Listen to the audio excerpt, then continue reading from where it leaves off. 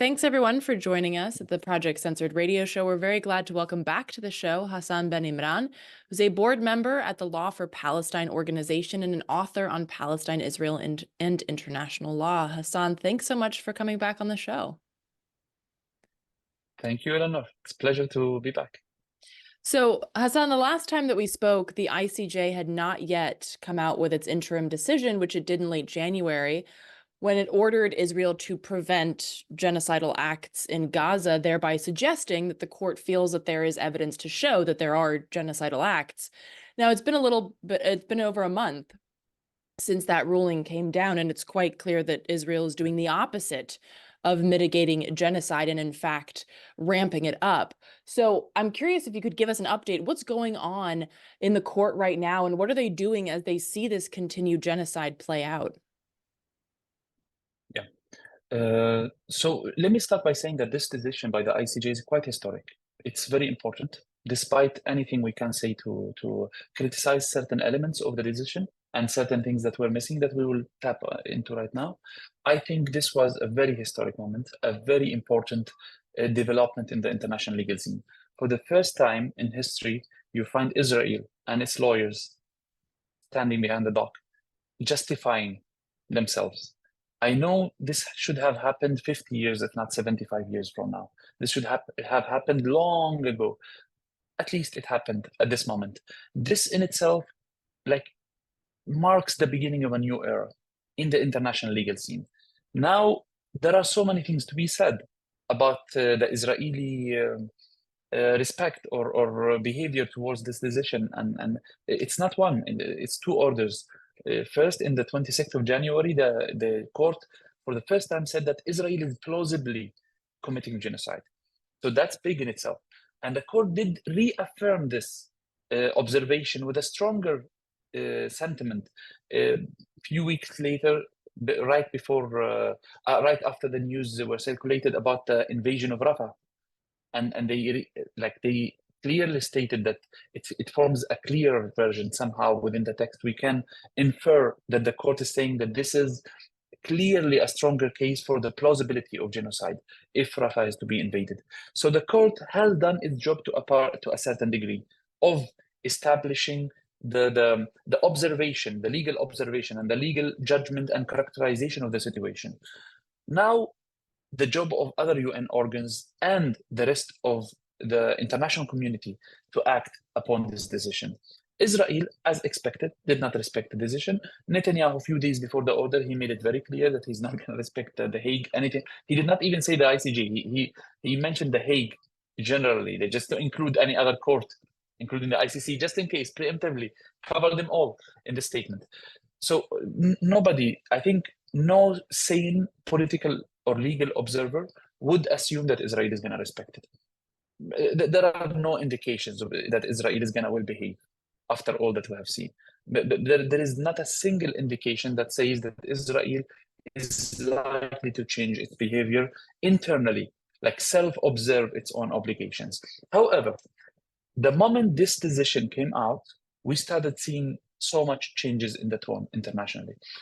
Of course, there were others who were trying to divert attention through the UNWRA case that we might discuss later. They were trying to discuss legal technicalities in order to turn it into a big moot court instead of a serious court dealing with a case of genocide. But ever since this decision came out, we started seeing the tone in the international legal community changing. We started seeing UN experts speaking out more clearly about this and about arms. We started listening to, hearing about new cases, such as a couple of days ago, there was a lawsuit against the German chancellor, the head of state of Germany and his cabinet as well, for complicity in genocide.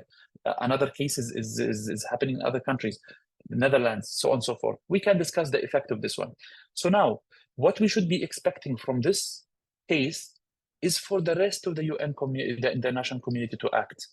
Now, Article 94, paragraph 2, if I'm not mistaken, of the ICJ, of the UN Charter, clearly indicates that the UN Security Council is to interfere in a situation of this sort when the orders, the judgments of the court is not respected by the party that is directly connected to the case. There are others who are trying to turn it into a moot court and say that, oh no, this refers to the judgment. It does not refer to provisional measures. It's a very strange argument, I would say, because it's a court order at the end, whether it's provisional measures or a final judgment. However, it could be inferred from this article that South Africa can go to the Security Council to implement it. And now we would assume that the US would use the veto power. This would be the first time in this context, up to my knowledge, where a veto power was used to block a decision by the ICJ. This would be a big veto. It's not going to be a smooth attempt from the US to just raise the hand and veto this one. It will have serious repercussions in the whole international legal system. So to conclude with, I would say this was a historic moment. This opened the door of many legal venues to be addressed and used. It created further pressure on the ICC that was not acting the way it should earlier. Until now, I haven't heard of any arrest warrants against, we're talking about violations that have been there for ages. Now the ICC is under more pressure. Domestic courts are under more pressure. We can go in further details about this case and its consequences. Yeah, absolutely. And I would like to get into some of that. But first, because you mentioned the Security Council, could you explain how that would be different in terms of using the US using its veto power, and what power the Security Council would realistically have in terms of implementing that decision from the ICJ? Speaking of the powers of the UN Security Council, the UN Security Council has every power to intervene militarily. Collective security is embedded in the mandate of the UNSC. So the UN Security Council can, first of all, can intervene directly, militarily in every way, can impose economic sanctions, can impose military embargo, so on and so forth. Now, this is kind of unlikely to happen, considering the US veto power and probably the UK's. But again, this is not going to be an easy job to veto this one. It's not going to go as unnoticed as other veto powers. This is a more serious case. This is an ongoing case. So it would create further serious pressure on the countries that are likely to veto to pressure their ally that is genociding the Palestinians. So they would be telling them, listen, like the American president, I faced one genocide case in my court. Other prime ministers in other countries, including the UK, they're facing genocide complicity cases in their courts. They're receiving pressure from within the international institutions, receiving pressure from within the administration itself. There is some sort of a silent protest or a silent strike within even the US administration that we heard about. Everyone is pissed, is angry, is not okay with the way that the administration is acting. So this would create further massive pressure on the leaders to pressure Israel, because we know Israel on its own could have never done 1/4 of what it did. There is no way Israel could go that far. It has gone far, but now there is a new level of far that Israel has gone to simply because of the unchecked support, protection, and aerial military support. Like even militarily, Israel is relying on US weapons besides European ones. The ammunition, it comes from there. Yeah, absolutely. And with that, how do you feel about the fact that the ICJ decision did not call for an immediate ceasefire? How important do you think that is? I would have wanted, definitely, like everyone else, like South Africa, like anyone else involved in this, everyone would have wanted the ICJ to clearly state that there needs to be a ceasefire. However, we can clearly infer, and one of the judges in a separate opinion did clearly state that these provisional measures cannot logically or practically be implemented without a ceasefire. So it's like the court did ask for a ceasefire without stating it. Now, why did the court avoid that? While in the case of Ukraine, it stated that there was a clear statement of ceasefire in the case of Ukraine. Others would call the issue the complexity of the use of force in the Palestinian case. Now, if the court is to ask for a ceasefire, the court is expected to give an answer about self-defense, the question of self-defense, and the question of right to resistance. or right to use force for the occupied people. So that would put the court in a position to justify certain things that are already being deliberated by another chamber of the same court, in the advisory opinion that was initiated in December 2022, way before October 7th. So some would use this as a reason for why the court did not address this. However, considering the urgency of the situation, the court could have been more clear about this. But that in no way reduces the clear inference that this cannot be implemented without a ceasefire. Israel is trying to say publicly that, oh, we want this. The court did not ask for ceasing hostilities or ceasing fighting, but the court did without stating it. How can, for example, let's take humanitarian assistance to make it simple.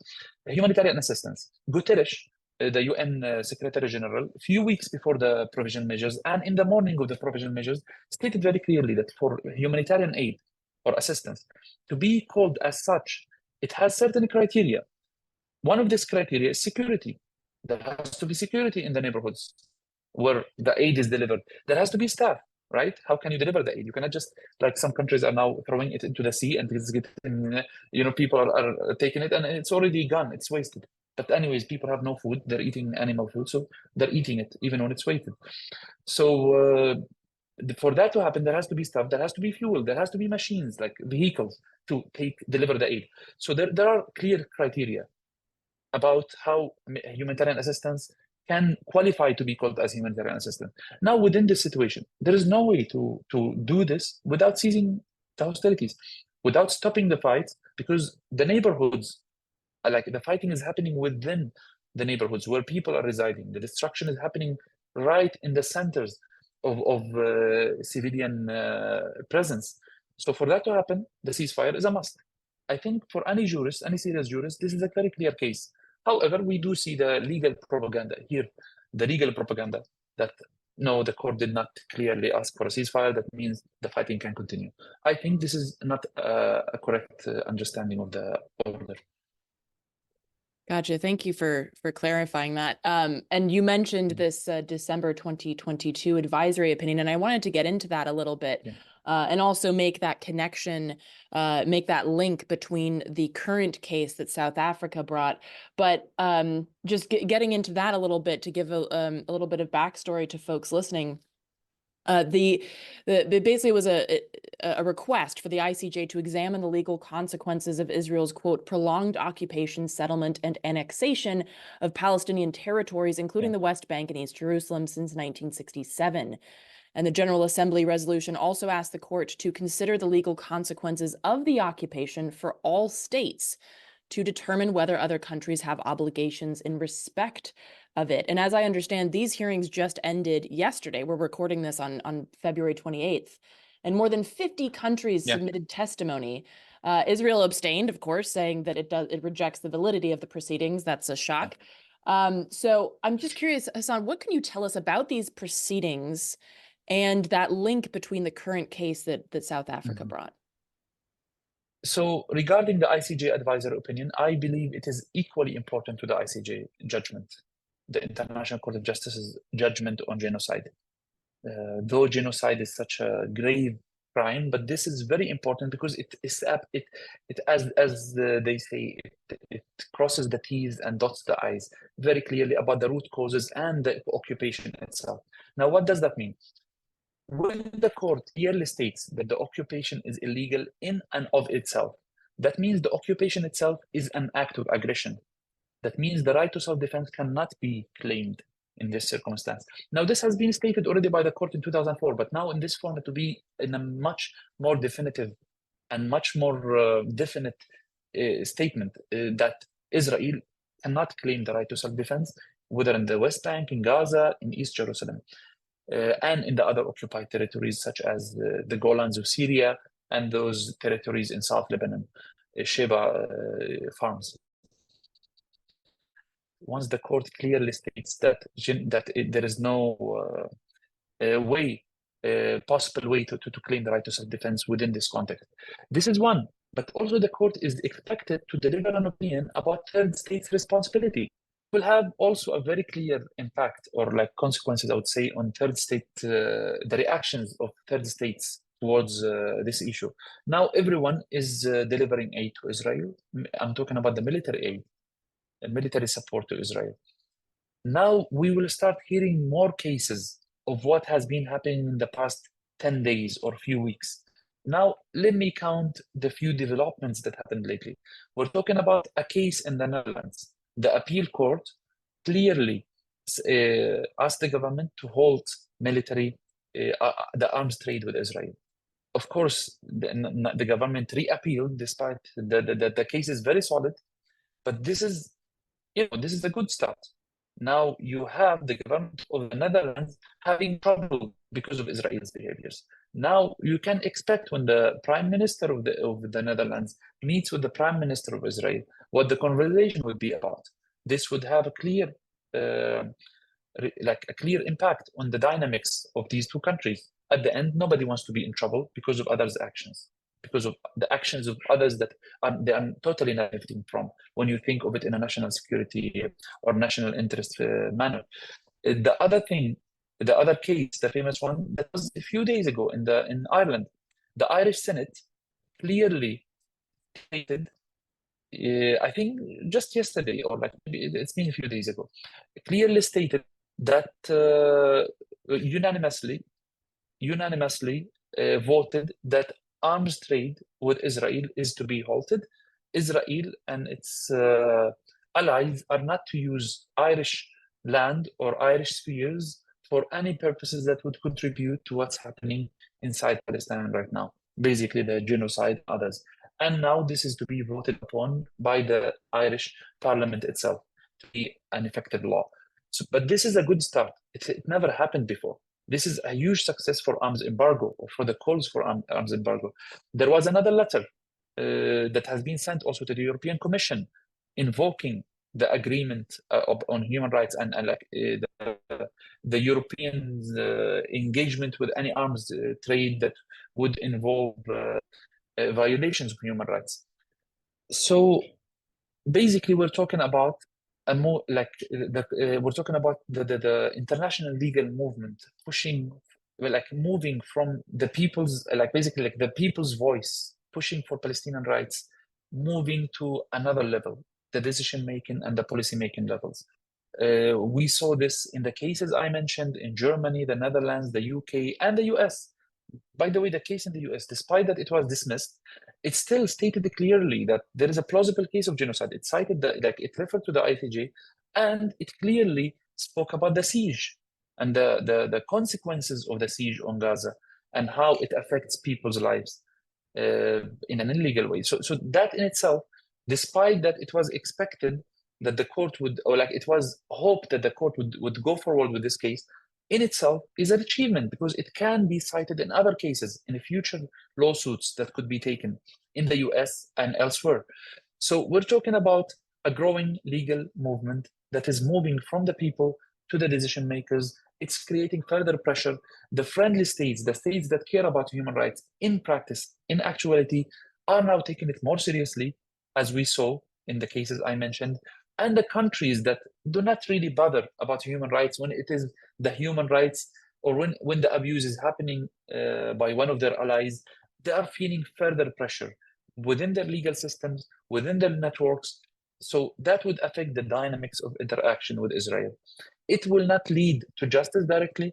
We all know that if you change the names, if the name of Palestine was not there and the name of Israel was not there, if we're talking about any other case, we all know that this would have already happened long ago and the situation would have been resolved.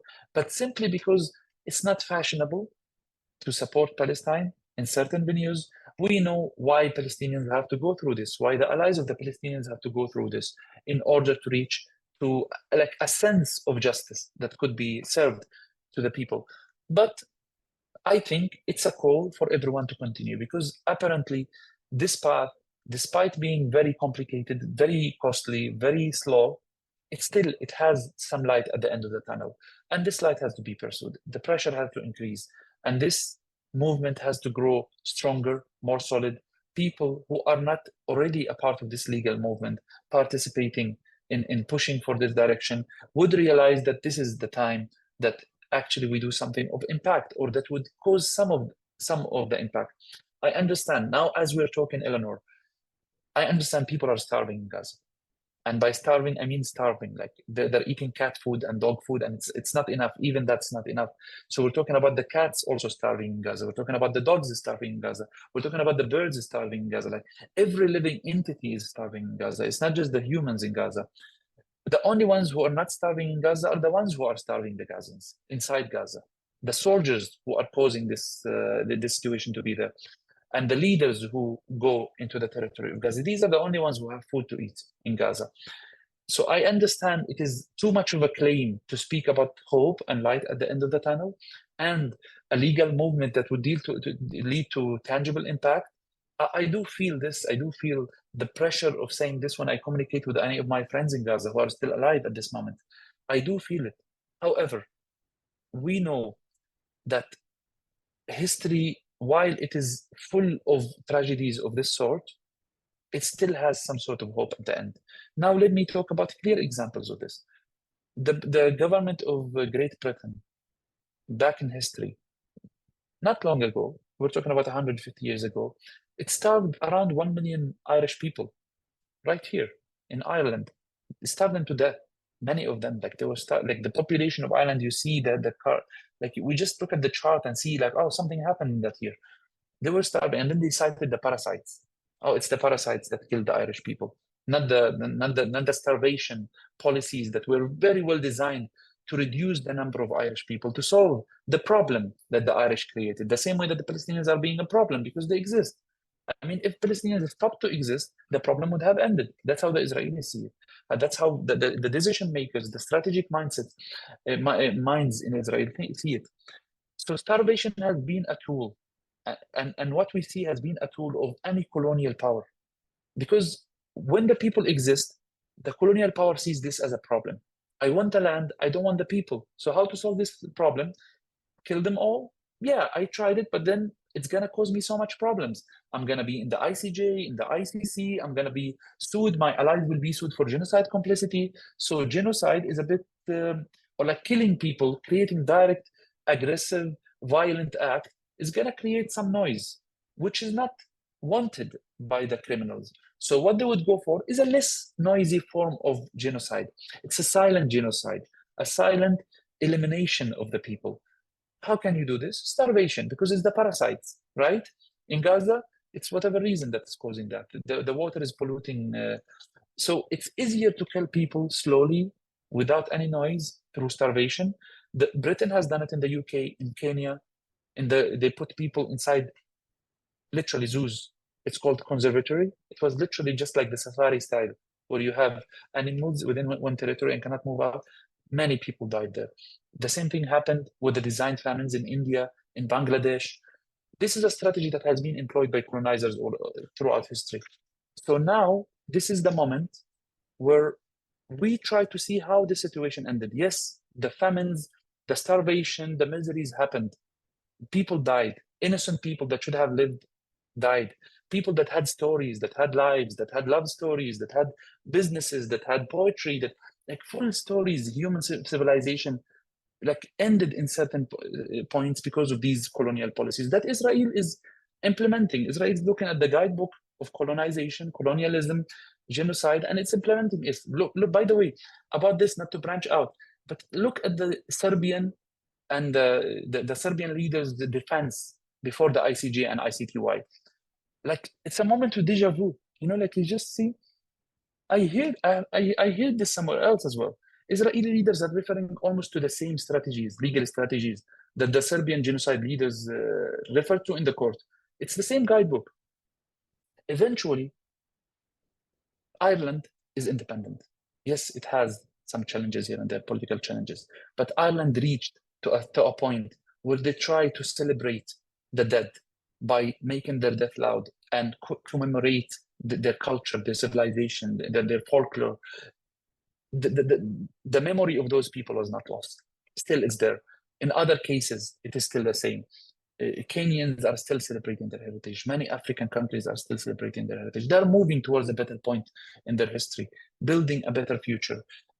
Gaza should not be an exception, should not in any way be an exception. Yes, you can see that the whole political community, international political community is going in one direction, and Gaza is coming right in an opposite direction. It's like, like everything is going towards one end, and Gaza is interrupting this. Like it's causing problems to the normalization policies, causing problems to peace in the Middle East, the new Middle Eastern order, whatever that we talk about. Gaza is a problem for that. I understand, but in the same time, we do see the support that is unforgettable. It cannot go unnoticed all over the world. Now we're talking about demonstrations, protests, legal action, political action happening in almost each and every Latin American country, in almost each and every African country, each and every Southeast Asian country, in East Asia as well. The pressure started in. The Chinese statement before the ICJ advisor opinion, the court was quite like different than what people expected. So we're talking about pressure, or like we're talking about massive support, mainly within the people, but sometimes it reaches to the decision-making levels all over the world. Now, that aside, talking about the ICJ advisory opinion, we're talking about 52 statements, interventions from states. And we're talking about 3 interventions from international organizations. These are the OIC, the Arab League, the LAC, the Latin American states, the Organization of Latin American States, and 52 from countries. Now, you were talking about 57, right? The statements. 55, sorry, in totality. So out of these 55, who stood against the rights of the Palestinians? Only 2, 3.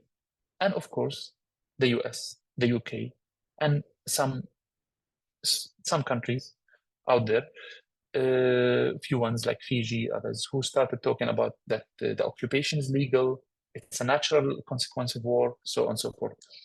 You're talking about 50 plus interventions, 50 plus states and organizations in the ICJ. Basically, the international community. This is the international community. The international community is not the United States, it's not the UK. It's not some country here and there in the middle of the Atlantic. It's the international community is speaking out from all over the world in different languages and different cultures, saying that this is wrong. This should be the case. And this cannot be go unnoticed by the court. The court is noticing this. By the way, this has been the most congested, or like the most, the proceeding with the highest level of interventions ever in history. Not a single time the ICJ received this amount of interventions about a particular case. This indicates something. And all of them almost, except the US, the UK, and Fiji, and another country, if I'm not mistaken, were negative. And all of the others, they were positive. They were supportive. They were saying this is an illegal occupation. This has to end. And some of them were talking about third states' responsibilities. This will inspire further cases in courts. This will inspire further pressure that will be exerted on certain states that are supplying Israel. We're starting to see a movement similar to what happened to South Africa, apartheid South Africa, that brought the apartheid to an end. I know this is much more complicated than the apartheid South Africa for the reasons we know, but it still can have the same destiny if enough pressure, because the support for South Africa was unprecedented at some point. I'm talking about apartheid South Africa. It started diminishing, but also there was a growing support internationally. For Palestine, we do witness the massive, crazy, unjustified support from certain countries to Israel, but in the same time, we do realize that the people have had enough. People are speaking out, people are pushing towards a certain end.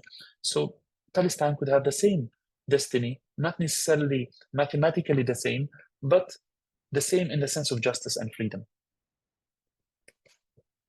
Yeah, absolutely. And I'm curious, as you were talking, it's a question that I hadn't thought of ahead of time, but I'm curious because regionally speaking, I mean, folks have pointed out that Netanyahu is clearly trying to go for a regional war. I mean, Israel's bombing Syria and Lebanon. And I mean, so what are the chances of Arab nations in the region coming to the very physical aid of Palestinians in kind of a similar way that Yemen has? What do you feel is the chance of that? And are you worried that in the midst of all these legal proceedings, we could see a larger full scale regional war?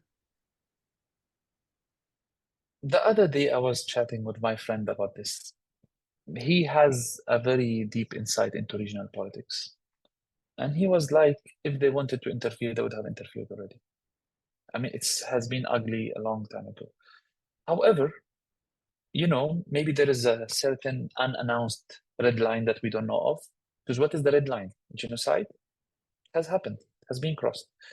So it's like a massive form of genocide. It's like a genocide that meets the threshold of 100%, if that's what we're talking about. There might be, the problem is with the region, not to go too much off the legal discussion, but the problem with the region, the Middle East, North Africa, the Arab region in particular, is after the Arab Spring, the movement that has been called as the Arab Spring, the people have been exhausted. People, they reach to a level of hope that, oh, things can improve. We actually can have democratic systems, or at least just systems, representative systems, systems that reflect our wishes, systems that I don't feel are alien to me. So after that failure and the aggressive, violent comeback of traditional military republics and others, people have kind of given up on many things, even hope. And losing hope is the most dangerous of everything that we can lose. It's as dangerous as losing life itself. So people in the region are kind of frustrated, angry, but they're like, okay, it's over. Look at the migration rates. Look at it's quite disparate on the when you look at the problems in the Middle East. When you come to the governments of the regions of the countries in the Middle East, it's I mean, we have to discuss the degree of political independence when it comes to foreign policies, because we know, I mean, independence is a construct. It's not like you declare your independence and you're fully independent. This applies not only to the Middle East and North Africa, it applies to many other countries around the world where they cannot act in a certain way because of constraints that are announced or unannounced. So let's say if this was another case, you would have heard of many countries intervening even militarily to stop this, at least to break through the territories and provide humanitarian assistance. This has never happened. I don't see any indications that this would change anytime soon. I actually really, really deeply hope I'm wrong, but unfortunately, I can't see any indications. Mm. And so kind of shifting back here to the UN, of course, the ICJ is a UN court, and UNRWA, the UN Relief and Works Agency for Palestine Refugees, is a UN agency. And UNRWA is on the brink of collapse now, thanks to dozens of countries pulling funding from this vital agency based on admitted, quote unquote, low confidence claims that about a dozen staffers at the agency took part in October 7th attacks. And just for reference, UNRWA employs roughly 13,000 people in Gaza. So this is not a mom and pop shop organization. So I'm curious, Hassan, in your estimation, how will this, this UNRWA being on the brink of collapse, how would that affect, or does it affect the ICJ case? About the UNRWA, actually, we will talk about how serious what's going on is. But when did this UNRWA news came to the media, or like came out? They came like 2 days after the ICJ provisional measures. I believe this is anything but innocent. The Israeli Hasbara machine, the propaganda machine of Israel, has been talking about this for some time. They wanted to shut down the UNRWA long ago. And here I'm not talking about the media or public voices. I'm talking about the discussions within the Knesset. I'm talking about the committees. And there is one that has been live streamed and is there online, where the discussions within the Israeli policy making circles were very clear that the UNRWA represents the existence of the right to return. It is the UN agency that says Palestinians are refugees. Refugees, how? Through the Nakba, through the ethnic cleansing, and refugees that are to return where? It's to the modern day, like the territory of Israel. Like these people, for example, the population of Gaza is 80% refugees from the towns surrounding Gaza. You know the towns around Gaza, like Be'eri, like those towns around Gaza, the Israeli villages, the kibbutzim, they were actually the Palestinian towns where people of Gaza have been forced out from. So the right of return is kind of well codified because of many reasons, but mainly because of the existence. I mean, like well remembered, I would say, not codified, because of the existence of UNRWA. It's the organization that documents the names of the refugees, their ID numbers, everything. So shutting down the UNRWA technically means a success in Israeli attempts to totally cancel and alienate the right to return. Nobody would talk about it since you don't know who the refugees are. So the Israeli intention to crack down on UNRWA has been there for long, and they attempted. And the reason why some countries refused to listen to Israel and they continued financing UNRWA is to avoid any Palestinian explosion, like what happened in October or what happened in other incidents. They were afraid if you shut down the UNRWA, these people will realize that they're dying anyway. So they might do things that are not wanted by Israel. So in this case, like, no, better to keep the UNRWA. It will mitigate the situation. It will reduce. Now the UNRWA is providing aid to 75% of Palestinians in Gaza. You can imagine how serious that would be if the UNRWA is shut down. However, this came 2 days after the provisional measures.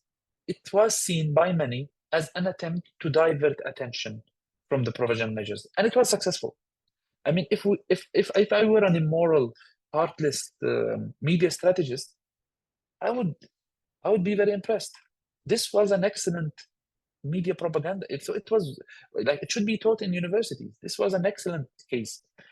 The world court, the top court on earth, made such a huge decision, the first decision of its kind, to equate Israel with genocide. 2 days later, everyone is talking about the UNRWA. Like, this didn't happen innocently or out of the blue. It was premeditated, in my opinion. It was pre-organized. However, talking about the UNRWA itself, now if the UNRWA is shut down, you're going to talk about a quick genocide, a quick starvation. Like, people are going to die faster. That's definitely the case. The countries who announced that they won't fund the UNRWA, actually, some of them did not pledge anything to UNRWA. So it was a media show that, we're cutting funds to UNRWA. Germany did not pledge anything to UNRWA in the upcoming months. And then Germany announced it cut funds to the UNRWA. It already provided funds and did not announce anything in the future. So what funds are you cutting? The ones that you're not giving? It was a media oriented, or like it was something that was intended to divert attention, to provide further diplomatic and media support for Israel. Many countries were like Germany, not just Germany, like who they have not pledged any actual support to the UNRWA. They were trying to cut off the funds earlier, but then they found this as a good reason to, like, say, oh, look, and these people are terrorists. These people are killing babies and people. So let's cut it off. And now we're talking about 7 employees. Initially, they said 12, 13, then it went all the way down to 7 out of 13,000. And these 7, until now, the UNRWA has not been submitted any actual evidence against them. So the people who are accused of supporting terrorism are accused without any documentation, without any evidence. So the whole thing does not add up. That's why it's difficult to see it outside the framework of propaganda that Israel has been working on. And Israel had said this on TV. I mean, it has been live streamed, the Knesset discussions and the committees of the Knesset, when they were discussing why they need to shut down the UNRWA, way before anything was equated with UNRWA. So I would say the UNRWA, like, cutting funds is very serious. It will cause further misery on the Palestinian side. It will definitely radicalize the people who are already radicalized by so much pain and horror. By, like, the images of babies would like it would create a cultural shock. Like, if someone is not moved by what's going on, by moved I mean moved in any way, even towards that being radicalized or more humanist, it's insane. It's insane. What we see online is insane.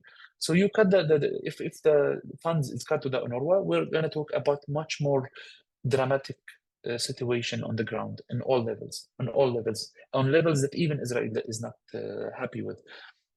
Will this actually happen? Will they really continue with the cutting of the funds? I doubt. I doubt. I think this is a media propaganda campaign, and it will come to an end at some point. There are countries that will stop for good. They will not give anything because actually they didn't want to continue from the first place before that came to exist. But others, they will come back to support UNRWA. There are countries within those that cut the funds that are more reasonable than the others. So they would try to mitigate the situation, calm down, like make sure it does not exacerbate and go to levels where they cannot handle it. And then the whole region would break out. And yeah. And do you think this will, like, is the ICJ looking at this happening and saying this is even just further evidence of of genocide? And do you think it would help them come to a decision quicker or affect their decision making in some way? It definitely affects the arguments. There are many arguments that have been circulated, official arguments, and now they have been delivered, but they're being delivered to the court in the process, that simply cutting the funds of UNRWA moves some of these states from the category of complicity in genocide to actual, because they are contributing to the starvation policies. And starvation is not a consequence of the fighting. It's a plan, it's a policy design. The fighting is designed to cause this, to design this policy.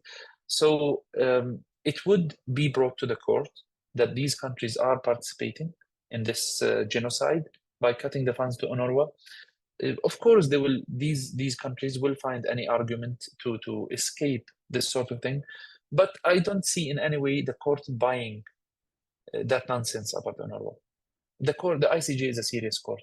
The problem with the ICJ is that it has no teeth. It has no clause, I would say, no enforcement mechanisms. It's an international court. It faces the same problems of international law. I would say the problem is not the ICJ, but the problem is the system that is surrounding the ICJ, that is preventing the ICJ from doing its job.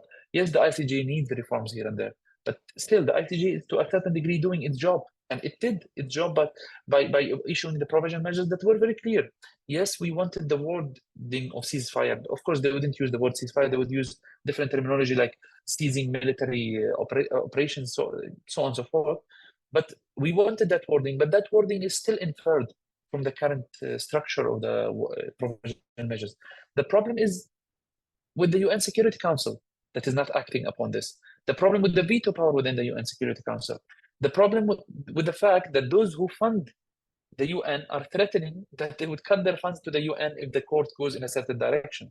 So, I mean, the problem is bigger than that, bigger than the court.